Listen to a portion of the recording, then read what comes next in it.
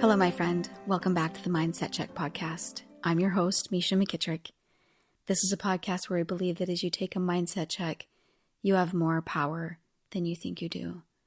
And I truly hope that today's topic around suicide and finding hope and encouragement, and most of all, being able to understand that there is an option to bring light when we are only feeling darkness. Today, that's what we're going to talk about. And this is a very big topic. It's one that I only can hope to cover well, one that I can only hope to bring great encouragement to. But I am also a believer that it's a topic that we need to talk about more, and have loved learning about statistics that talking about it actually doesn't make it more probable. It actually takes away the probability. And so, in light of wondering if we should shy away from it because maybe we're not qualified or maybe we'll say things the wrong way, I want to stand very firm in saying, let's have the conversations. Let's talk about it and let's hold space. Let's hold space in this community, and hopefully what we learn and hear can bring incredible encouragement. And maybe, even if it's only just a little bit of hope, that's exactly what's needed. So in the podcast so far, just in case if you're joining us for the first time, the first season is all about my teenage years, starting when I was 14 and when I became pregnant, and the way that my parents took the news and the different things that happened as I got married at a very young age, went through a very rocky relationship, and went through the loss of my little girl, and then continued to move forward, continued to wrap my mind around moving and keeping going. And then there was this point in time where this boy named Jake came back into my life, and we are starting to tell the story in season 2 of how this all happened in Jake's story. And part of Jake's story is the story that you're going to hear today about his cousin, Chase, who we honor and highly respect. Chase is his cousin that had been living with them for 2 years at this point, and you'll hear more about that in the episode. So let's jump in. Dear Chase, it's March now, and you know what that means. It's what I've looked forward to for several years, perhaps what I've looked forward to more than anything. My final spring soccer season, playing the sport I've always loved the most. The sport that finally came to Cedar High partway through my freshman year. It couldn't have been better timing. And there I was back then thinking I'd be a tennis player. Josh and I are the only ones remaining who were there from the beginning. We've endured the ugliest uniforms imaginable, embarrassing losses, just a few wins over 3 seasons, feeling petrified playing varsity as scrawny freshmen, boys against men, simply because our school and team had no better options, humiliating explanations and justifications to classmates. We've all spent countless hours playing and practicing on our own, between the last season ending and up until now. Not even because we had a stronger desire to win, but because we just love the game and can't seem to get enough. It's our hobby. It's our passion. Heck, we even painted Josh's dad's Jetta with 3 Adidas stripes from hood to trunk and every soccer brand we could possibly think of. How James Carver lets us get away with this stuff, I'll never know. What a guy. It's never mattered the weather or the surface. We've always found a way to play, and it's created the best of memories. It's what we do. Some would even argue it's who we are. You know what I'm talking about. You were with us for much of this. You became part of us. You were no longer just Jake's cousin. You were our brother. But now, you're gone. I write these words to you, for you, and because of you, not knowing if somehow you'll ever receive them or know my true thoughts and feelings. I wish I could transport to your Nye, Montana gravesite, read it to you, leave it in an envelope on your headstone, and maybe just sit a while with you and Grandpa Mac. So maybe these words are more for me and not you, part of my journey, my healing process. As they say, time heals all wounds, but who can really say if that's weeks, months, or years? Surprisingly, I sometimes feel I'm almost there, yet so little is spoken of the scars that remain. When I pay attention, take a close look within, start asking questions, they are definitely there. Why did you choose to leave us, Chase? Why didn't you leave a note? Why do we always have to guess, speculate, and ask why? So many whys. Why didn't I say anything when I glanced up, not knowing it would be the final time you'd open your bedroom door, walk by, and minutes later be gone to some eternal world? Why didn't I apologize for accidentally hurting your ankle earlier that month in a moment of ego and competitiveness, the last time you'd ever play? Why were my final weeks with you more consumed with my own sadness and suffering to not notice yours? Why, or how, did we all miss the signs? What were the signs? I still don't know. Will I ever know? Why was I more critical than caring? How much did I contribute to what you felt about yourself? I can only hope that somehow you can see it all so clearly. What I'm going through, what we're all going through, the good and the bad, the happy and the sad. I am left to wonder if in advance you could hear the pain in my dad's voice when he called your parents, or see my experience of laying on your bed the next day, or witness the inconsolable tears of your friends and teammates and your sisters. Would that have been enough to stop you? If you could have felt our team brotherhood and what it would be like to start the season with our first win, and the next, and the next, and the next, would you still be here? If you knew just how much you'd be missed, or could have known just how much you were loved, how much you matter, would that have made the difference? Would you still be here?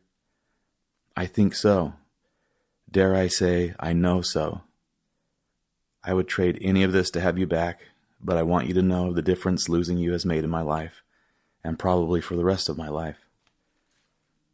Those 2 weeks, the 2 funerals in 2 states, the beautiful messages, the blessings, the exhausted tear ducts, the countless hours listening to the right music, all the reflection, the introspection. In spite of more sadness and pain than I ever thought possible, my heart really does feel healed. My spirit shines, my perspective pure, my resolve. I know I'm a new person, how I interact, how I live, how I love, how I lead the team, our team. We now play in memory of you. We battle because of you. We will continue our cause. 3 years as number 9, no more. Every time I step on a field, with your number 7 on my back, it's a reminder of who I really am and how I choose to honor you. I keep your legacy alive, Chase. Till we meet again, your cousin and brother, Jake. I think this one is going to take a few episodes to unpack and to go over so many things, so many parts of the story, so many parts of this beautiful human, this beautiful soul, Chase, and also to walk through Jake's feelings and experiences. It's interesting when this happened, the way that I felt, because I knew that Jake and I's breakup was really big for him, right? Like it was heavy. It was a lot. It was, from what I observed, I know that it rocked him maybe more than he'd ever been rocked. And then just a little while later, for this to happen, and the fact that I heard about it from Leah and not from Jake, for me that was really hard, because I wanted to be there, and I still reached out, but it was different than what it would have been. And, I'm content knowing that things happen the way that they need to. But there was a lot of feeling for me in that. Wishing that I hadn't made that situation harder, and it's interesting when Jake was talking about how his emotions were so swallowed up in himself, to not notice, right, Chase, and what he might have been experiencing. And we'll take this apart more, but from that perspective, that's a hard pill. That's a really hard pill, and I think a lot of people experience a lot of different levels of guilt when it comes to situations like this. Processing the grief is a different category, and the guilt is a different category, right? I want to remind you of the situation with Chase because it's a detail you might not have remembered picking up on in the story, because the story wasn't about Chase. There were details of Chase. So just to help knit the story together, Chase's parents were serving a mission and they were in Canada. Chase grew up in Billings, Montana, and Jake and his family, his cousins, his dad's brother, both of their dads were brothers, lived in southern Utah. And Chase had gone to live with his parents in Canada and didn't like it, and then came to live with his cousins in southern Utah. His sister Tana had also come to live with them, but didn't stay as long as Chase stayed. And Chase at that point had been with them for almost 2 years. Chase was 16 years old at the time. Chase had friends. Chase played soccer.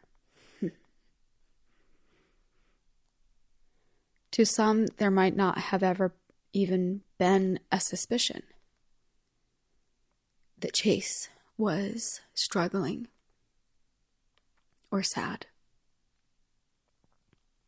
And I only bring that up in honor of people in your life that you might not know are suffering or sad. And also to hold space for what you might be experiencing. Usually when someone is struggling on this level, they keep it very close.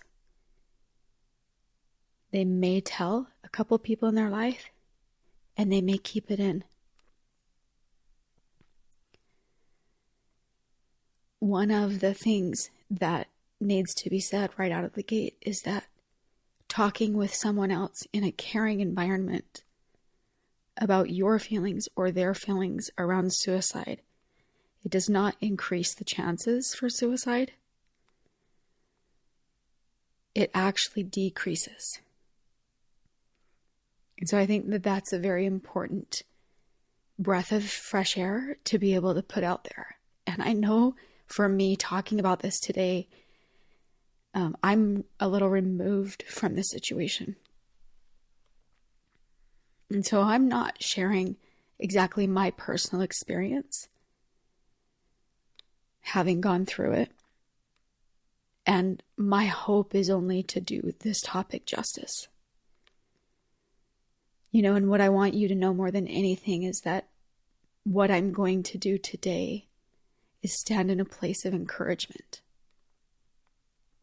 There will be other episodes where we talk about how to help your family members or friends who might be going through this. There's other episodes where we will dive into and talk about grief and how to heal when you're the ones left behind. But more than anything, in honor of Chase, in honor of the words I wish that he could have heard. That is where I hope this episode fits into some amount of hope, some amount of encouragement to anyone who's struggling with anything, and especially through any thoughts surrounding suicide. My hope is to help you see that there is another way to go through it, to show you that you were not designed to suffer. There's a quote from Matt Haig who says, "If you've ever believed a depressive person wants to be happy, you are wrong. They could not care less about the luxury of happiness. They just want to feel an absence of pain." My hope is to bring to you whatever level it is that you need. If you need to believe that there's a space where there's neutrality, where that exists, that you don't have to continue to feel pain, then I hope for that. If there's an ounce of hope that I can pour into your heart, I hope for that. John Green said, "There is hope even when your brain tells you that there isn't." In different periods in our life, this is very true, and sometimes in our life, it's less often that it's true, but that our brain is a little liar, right? That we can't trust every single thing that we think. I think first out of the gate, we'll learn more in episodes to come that this is something that Jake has struggled with also, just these same thoughts. And something that I watched help him transform was the thought of being normal. That a lot of other people struggle with these thoughts too. And I think that can be a double-edged sword, because I think when you understand that other people have these thoughts, that it's normal that a lot of people have thought these thoughts at different times in their life, I think there's an element that can help you feel less isolated and less scared and less trapped alone inside of your mind. But I also think that thought can make you feel not seen. Like that it's not quite real, or that you're not quite being honest and forthright. How could all those people have those same thoughts and still be here? Or it just makes what you're staring at and what's in front of you feel less important. And there's an element of it being normal that I also want to say, just because the thought is normal, we never want the action to feel normal. I would hope that learning that it feels normal, that other people have battled this same thought, gives you the space to believe that you can get through it too. And so, even though it can be that double-edged sword, I hope that feeling that it's normal brings you hope, brings you into a space where you believe that there is a different side, that you can be on the other side of this one day, saying that you've experienced that in your life too, and having compassion and holding compassion for someone else. There's a quote by Elizabeth Kubler-Ross that says, "The most beautiful people we have known are those who have known defeat, known suffering, known struggle, known loss, and have found their way out of the depths. These persons have an appreciation, a sensitivity, and an understanding of life that fills them with compassion, gentleness, and a deep loving concern. Beautiful people do not just happen." That quote I share here just to help you quantify and maybe even look at people in your life and to say like, wow, I wonder if they've ever struggled with that, because they have contributed a lot even to my life because of where they're at right now, because of what they've chosen to do with their life. And so ultimately, I hope that finding out that you're normal in that way brings you hope. There was another way that Jake found out that he was normal that really, really helped him. When he learned that it was normal to become addicted to the chemicals that your body makes when you're in stress, and that things that happen to you that are stressful, that those become thought patterns in your body, and you don't even know it. You're not even aware of it. And when you're not even aware of it, it can't be your fault or your doing. It's not something that you're choosing on purpose. But knowing that it's normal to become addicted to that negativity is such a relief. At least it was for Jake. And we're going to talk more about this a little bit later in the podcast. But I would say ultimately know that if you can become addicted to feeling bad, there's a pathway that you can become addicted to feeling good or neutral or whatever it is that you can handle at whatever point you're at. You can become addicted to feeling those feelings instead. That you can truly free yourself from suffering.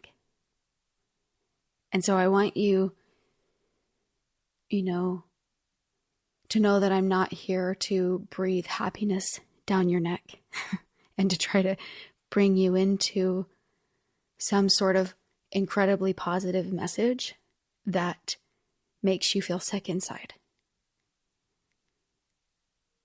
Today, if all you can do is trust my words that the things I'm saying are possible, that it's been truly proven through everything that I'm going to show you, then that's enough.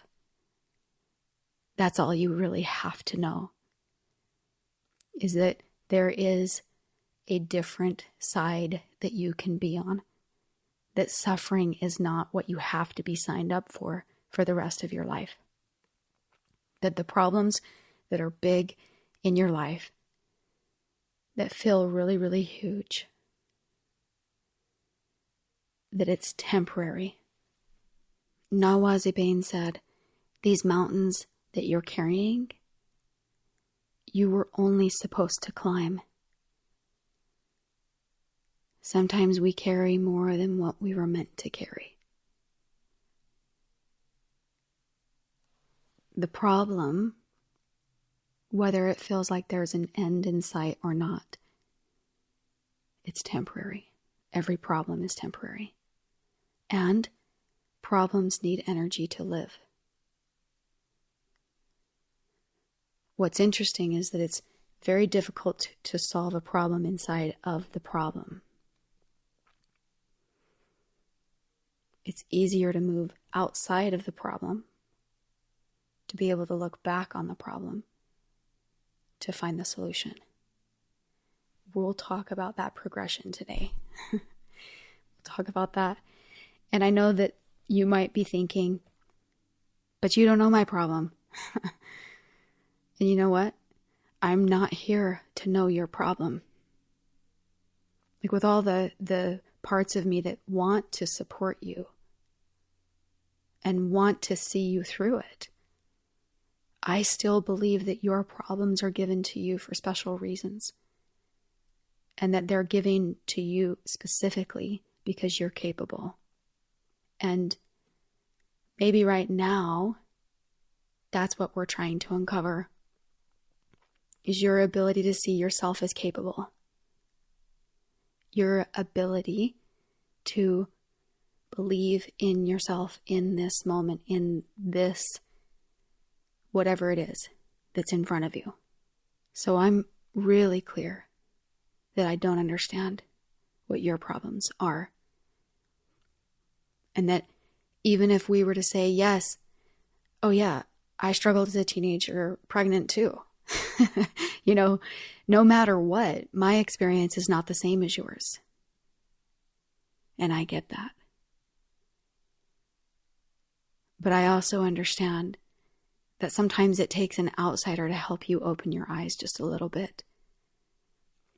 To help you believe that there is a way to see something different than the way that you see it right now. To be able to welcome in light so that you can see more clearly.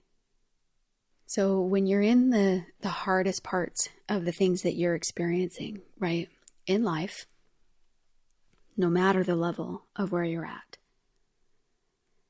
one of the most profound thoughts that I've ever had the privilege of really dwelling on for a long time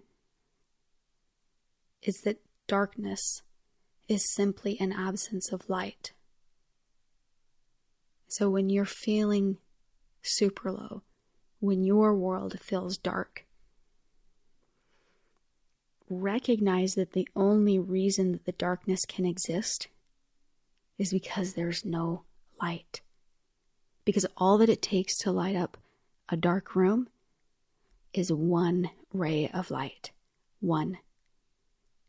And if you think about even the power of light, one single candle flame can be seen by the average human eye when it's completely dark up to 1.6 miles away. That's the power of one little flame. And if you take a moment and ponder what light can bring, light can bring a new perspective, a different way to see things. It can bring warmth. It can bring energy, and it can bring love. And so when you're in moments that feel hard or moments that feel dark, I want you to truly picture that you're in this room with absolutely no light. And I want you to know that you have the power to go and just crack the door open a little bit so that one ray of light can come in. And that if you're willing to do that, you change what you see in the room. And the more light that you can invite, the darkness goes away. Like, do you really get that there's not a darkness switch? There's a light switch, but there's not a darkness switch. And if you know, and you're sitting there and you're telling me, oh, but there is a darkness switch, don't flip it. Don't flip that switch. That is not the switch that helps you. We want to invite the light. And if you can bring in just a little bit of light, whatever action that is, you're going to see more clearly solutions to the problem. You'll then be enlightened on new ways to search for an answer. And you'll even get to a point in this world where you don't have to search, where you can just put the idea out there. You make your intentions known that you want to solve a problem. And things start to come into your path that help you with your problem, the things that you're up against. So I want you to notice how different the energy feels when we go from talking about them being completely unsolvable to finding solutions, to opening to a little bit of light.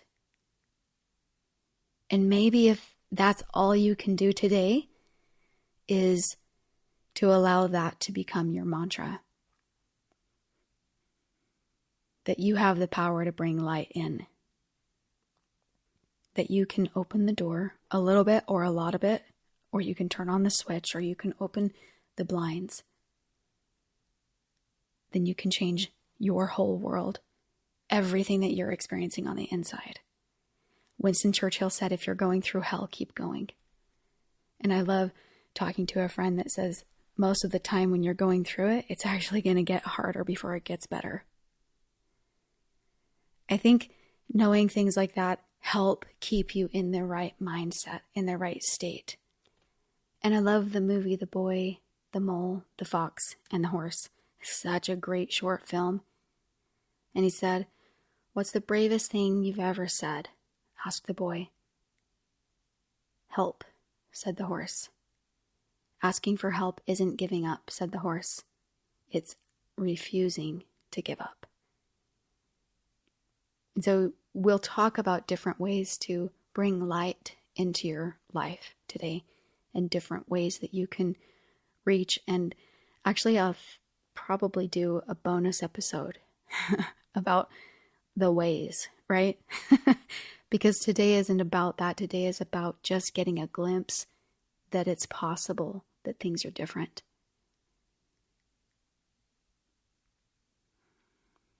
But ultimately, there's many ways to reach for light. There's a book that I read years ago that's called Left to Tell, and recently I was watching something called The Power of the Heart on Gaia. And I'm going to compile a list of some of the things that I'm mentioning in this episode because they're powerful and encouraging resources that you can spend your time on that will bring in light.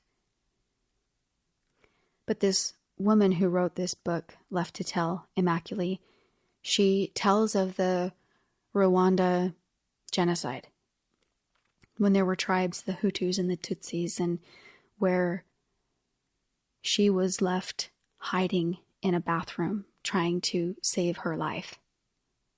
And she goes through a very detailed experience. She was actually in that bathroom with many other women, I want to say like 9 other women, for 91 days, existing on very little food and needing to make almost zero sounds, right? Even when they flushed the toilet, they had to flush it at the time someone else was flushing another toilet in the home. On 2 different occasions, the mobs came seeking them and trying to find them to take their lives. And the first occasion, she was so angry. She was angry enough that if she had truly been standing in front of them, her actions would probably have been to take their lives. She was filled with this hatred towards them and left to wonder about the rest of her family and how they were surviving on the outside. By a great miracle, they never found that bathroom with those women. The next time they came looking, her heart had changed. She had sort of been tutored in the bathroom, and she tells all about her switch, right, of letting the light into her dark heart. And she said that because of this shift, she was able to get inspiration. And she told the preacher, the owner of the home, to push the armoire that was outside in front of the door. And when he did that, it covered the door, and they were not able to find them again. She was very clearly able to see that when we have chaotic feelings in our hearts, it actually clouds the directions and the paths and the ideas that can be in front of us, that can help us, that can propel us, and that can be for our good. But so many times we are in the darkness, and so we're not allowing any light.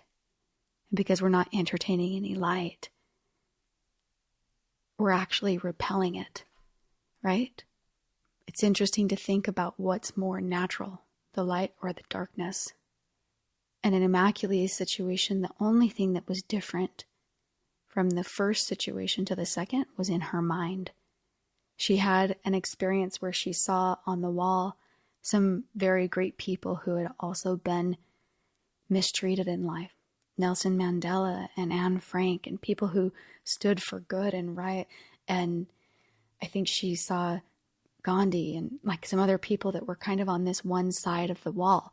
And then on the other side of the wall, she saw people like Hitler and Stalin, and she saw her face. This was before her transition or her change of heart. And she was able to see so clearly that she could ride on that side of the line, or she could ride on the side of the line with people who were her heroes, who had to forgive, who had to come to great lengths to understand and see situations differently. It's a great retelling of her story to watch, The Power of the Heart. It's very moving, and it helps us see again that there are ways that we don't see now to bring light into our situation. And that the moment that we start trying to let it in, things change. There's a story about Socrates that I want to share with you. And he was going on a trip with his friends, and it was summer. And everyone was really thirsty. There was a lake nearby, and Socrates told one of his disciples to go and get water so that everyone could have a drink and quench their thirst. When the disciple reached the lake, he saw some people washing clothes, and he stood and continued to observe, and he watched until he saw some buffaloes started crossing the lake. And when the buffaloes started crossing the lake got really muddy. And when the student saw that the water was muddy, he thought, well, how could I drink this, and how could I take this to my teacher and my colleagues? And he came back to the group and he told the whole story to Socrates. And Socrates said, okay, let's rest for a little while in the shade of the tree. They sat in the shade of the tree, and the disciple was called again to go and bring water. And he was a little bit surprised because he knew how muddy that water was. But he got up and obediently walked towards the lake. And when he reached the lake again, he was surprised to see that the water was clear and calm. It was not muddy at all. And the disciple filled a vessel full of water and brought it back to Socrates. Socrates took the water and smiled and said, look, you gave the water a little time, and it became completely clear and calm. The turbidity itself was finished. All the dirt settled down, and the water became drinkable. You didn't have to make any effort to clean it. It cleaned itself. Similarly, when you are worried and different thoughts are cluttering your mind, give yourself some time to sit quietly for a while, and your mind will calm down by itself. Will sit down can be the best decision in life. It's one where you can sit and make other decisions with calmness of thought. You know how we talked about earlier how your brain can be a liar, and how we can't always trust everything our brain is telling us. And most of the time, those thoughts come when our brain is spinning. I often have times where I talk to some of my mentors, some of my great friends, and they'll say, what I hear is that you're spinning. And I'm like, you're right. I haven't even really taken time to think about this. I've only taken time to talk about this. And so sitting and actually spending the time going through it, writing things down or planning things out, or maybe doing a little research, or like Socrates suggested, just sitting and allowing your mind to calm down really is the best recipe. It's incredibly beautiful to think about water being muddy and the mud settling. Grace Harley said, depression tells you that you are alone and that no one will understand, that no one cares. But I want to prove to you that those things are false. You are not alone, and someone out there can understand and will listen to your story when you're ready to tell it. Incredibly gorgeous words. And another quote from The Boy, the Mole, the Fox, and the Horse says, isn't it odd We can only see our outsides, but nearly everything happens on the inside. And so now I want to go back to what actually does happen on the inside. When we were talking about how it is normal to become so addicted to chemicals and thought patterns in your body without you even knowing it. I want to talk to you about that process, about how it happens, and about how we can actually reset those patterns.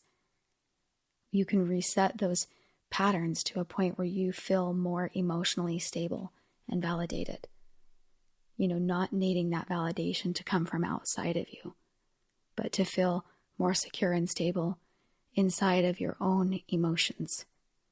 And that's an incredible thing to go through with life, holding that.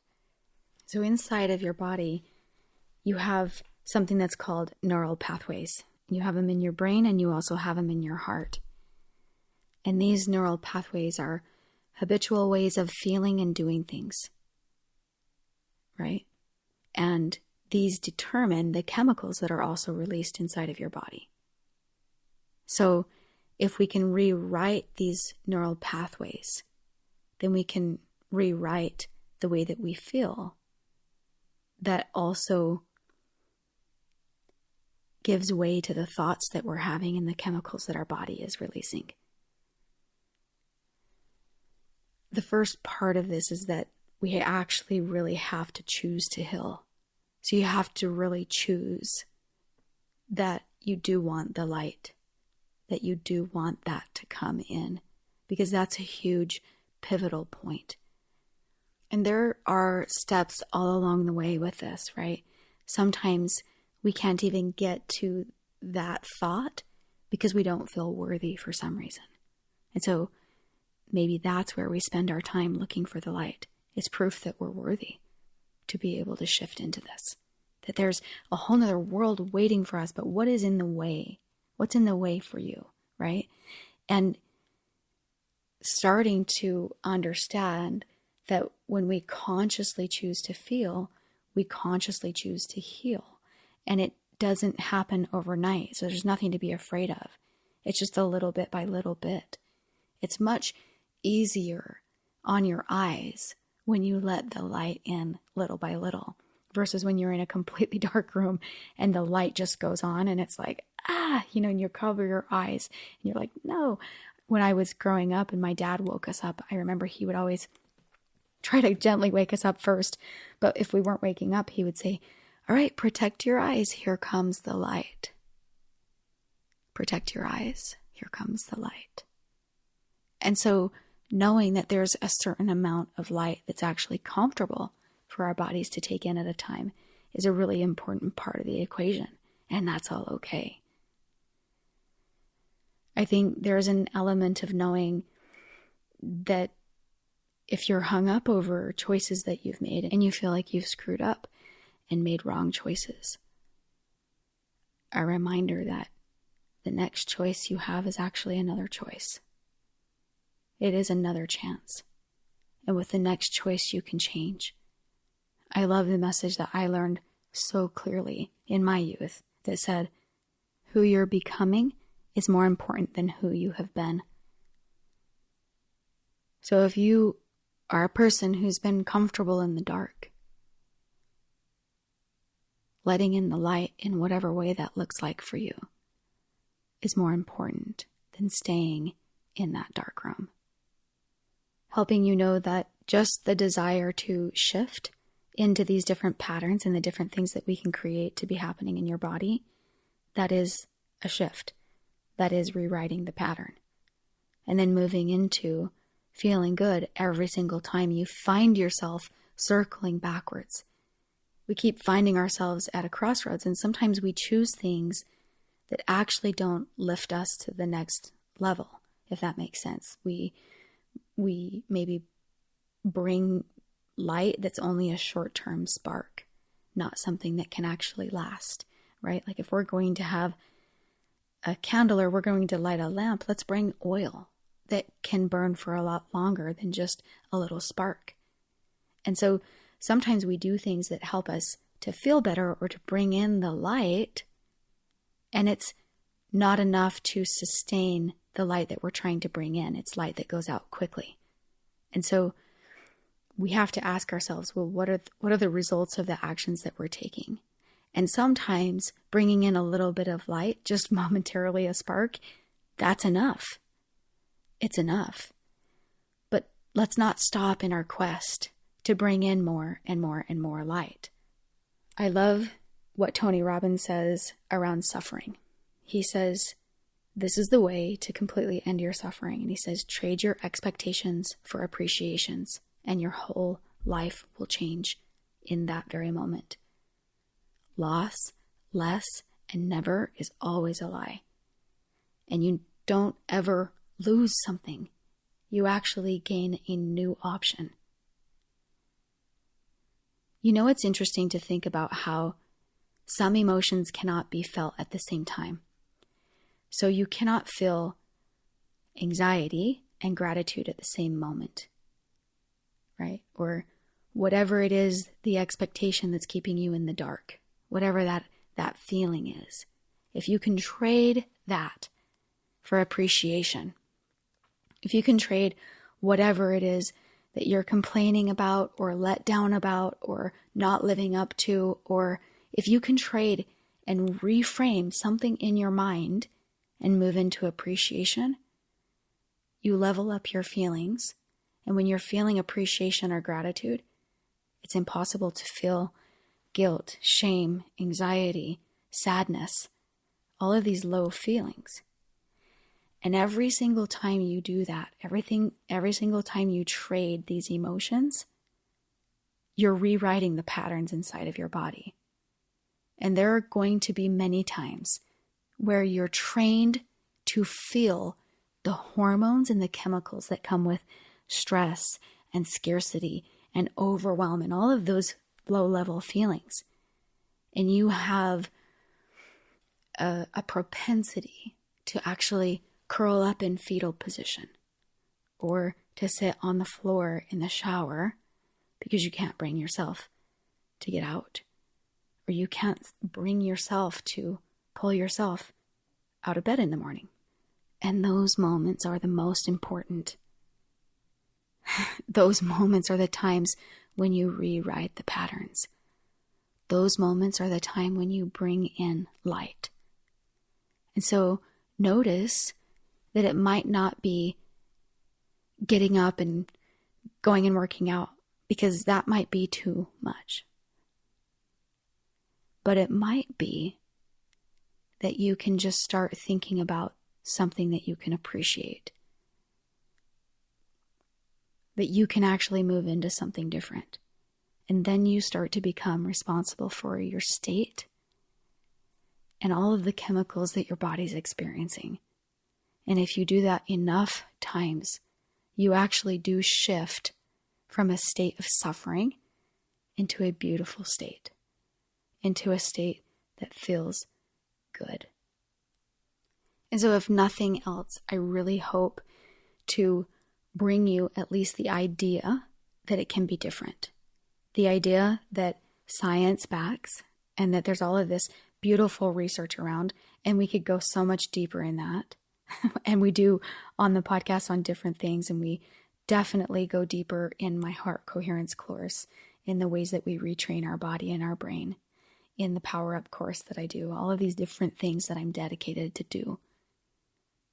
Because I know that life doesn't have to be suffering, that we can be in a state where we enjoy bliss.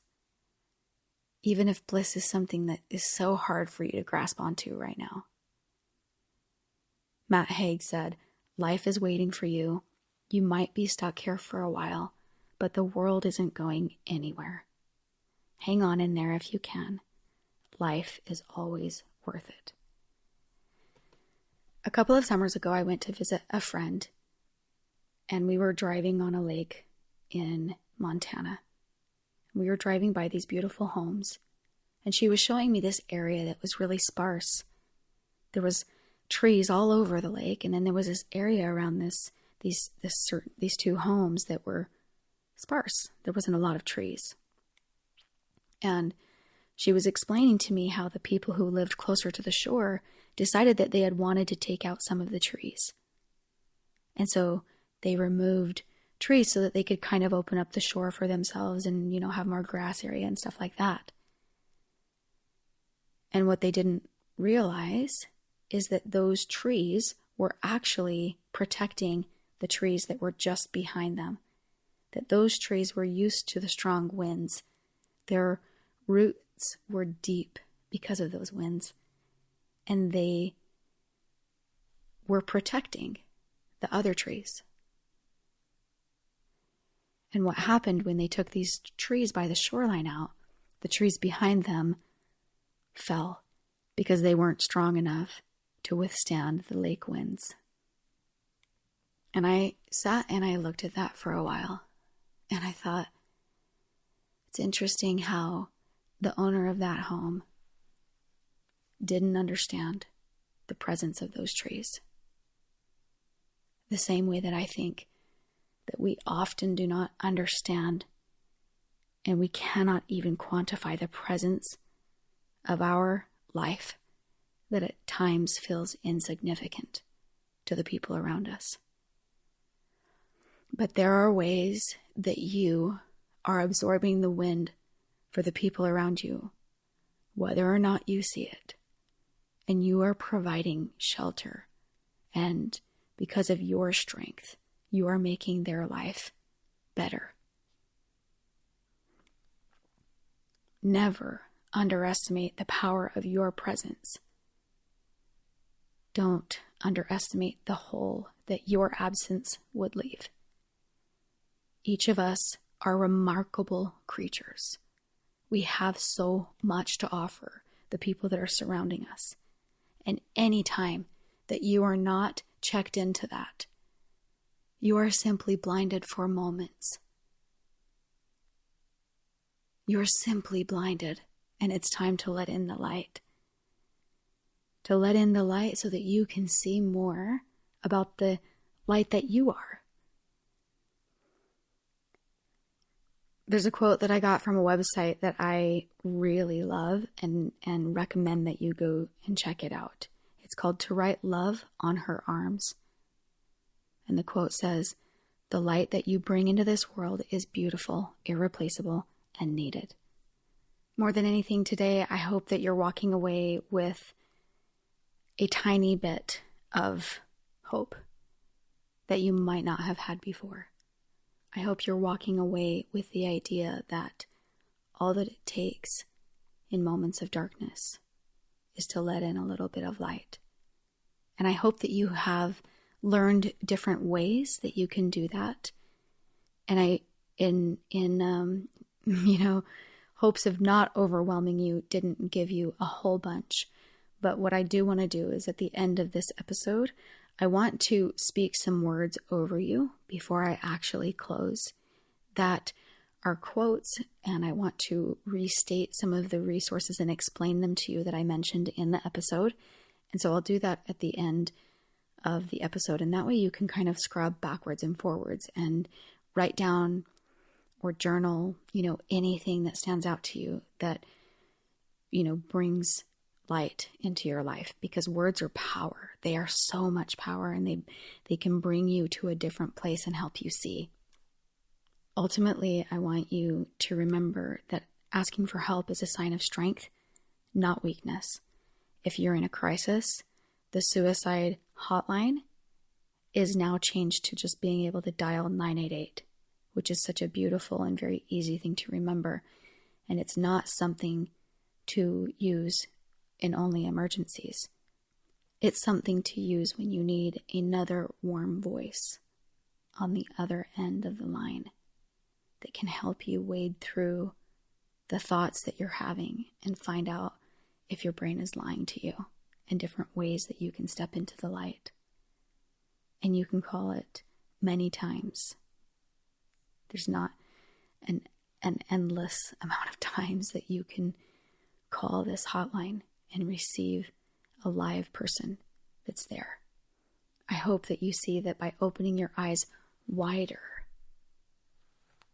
to what's in front of you, that you can actually gain the idea that your reality or your problems might not be exactly as you perceive them to be in the moment.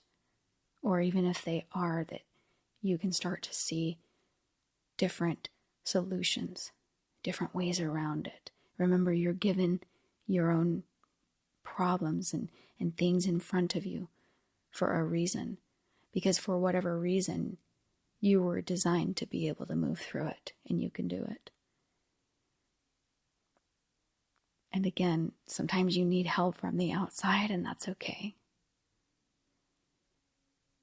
Hoping so much that you find light and encouragement, and more than anything, the ability to see that you truly do have more power than you think you do. Okay, I'm really hoping that you love this episode, and if you know of someone that it can help, send it to them, and believe. Just keep believing, and show yourself proof that humanity is amazing, and that there are people around in this world that are doing amazing things, and look for proof of that, because it helps us to be guided on our path. Also, I just want you to know that there are more episodes around this topic coming up. We'll be talking about how to help your loved ones that might be dealing with thoughts around suicide, and helping you normalize the conversation with them, and figuring out spaces that you can be in that you might not have known before.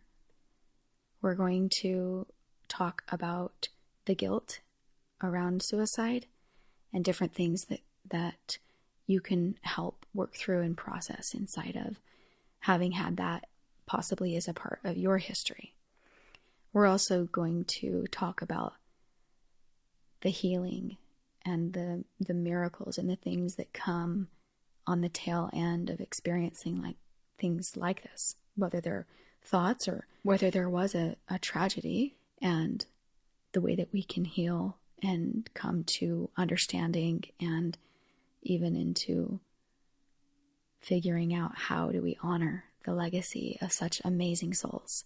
So those are some of the topics we're going to be talking about for the next few episodes. In our next short episode, don't miss it, because I am going to go over just my top 4 or maybe 5 things that I think are really great to do when you're in the dark. It's important to have a list of things that you can do before you get into the dark, because sometimes you can't talk your brain into doing the thing, right? When you're in the dark. But if you have a list there to remind you, or you've made a decision of things that you think will help you when you're in that moment, then it's easier to move. It's easier to change your thoughts. It's easier to open that door and let in a little bit of light. Okay, now I just want to speak over you a couple of incredible quotes and give you some resources. First of all, I talked to you about The Power of Your Heart. It's a documentary type style / movie on Gaia TV. It's a fantastic watch, and that's where you'll find that story of the woman in the bathroom left to tell. It's a very powerful transformation story. And there's more stories of hope in that documentary as well. There's a website called To Write Love on Her Arms, and it's a nonprofit movement that's dedicated to presenting hope and finding help for people struggling with depression, addiction, self-injury, and suicide. This website exists to encourage, inform, inspire, and also to invest directly in treatment and recovery. It's a great place to go to read. They have a blog, they have personal stories. It's great to be able to spend time there, to be able to understand other people have been in that same battle and they've come out. It's a great place to bring in some light. There's the short film, The Boy, the Mole, the Fox, and the Horse. And it is such a beautiful animated short film. It's fantastic. And it's for me, it's a high recommend for even just a family watch. It is very helpful, very inspiring. And then there's a book that I found that's called Reasons to Stay Alive.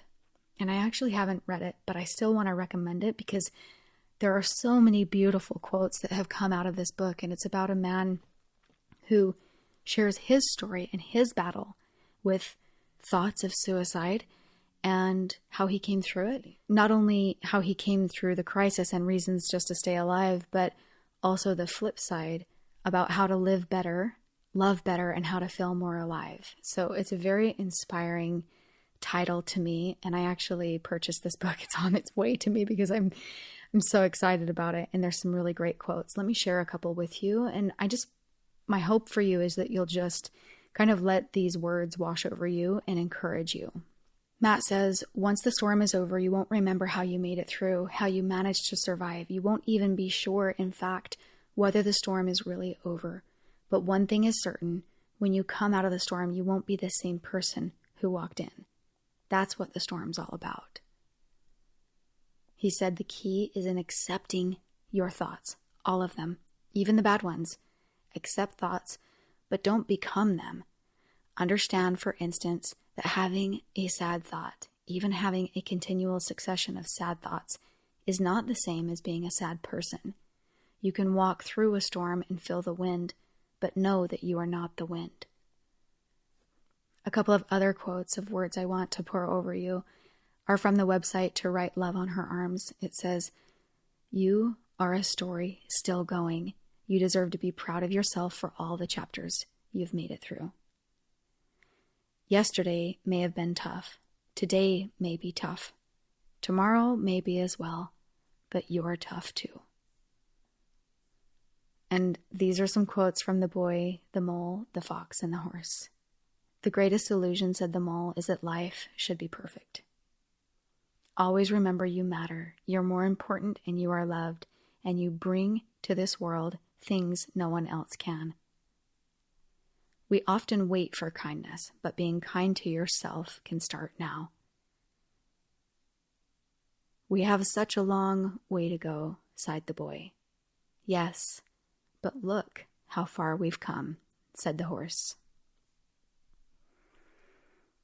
When things get difficult, remember who you are. "Who am I?" asked the boy. "You are loved," said the horse. "Imagine how we would be if we were less afraid." "Sometimes I think you believe in me more than I do," said the boy. "You'll catch up," said the horse. "When dark clouds come, keep going." "Sometimes," said the horse. "Sometimes what?" asked the boy. "Sometimes just getting up and carrying on is brave and magnificent." And then just some other quotes that I really love. By John Green, he says, "I'm very glad I lived through some hard days so that I could have this one." And Ram Dass said, "The shadow is the greatest teacher for how to come to the light." And C.S. Lewis, one of my favorite writers, said, "There are far, far better things ahead than anything we leave behind." And with that, my friend, I'm hoping these words bless your journey. Until next time.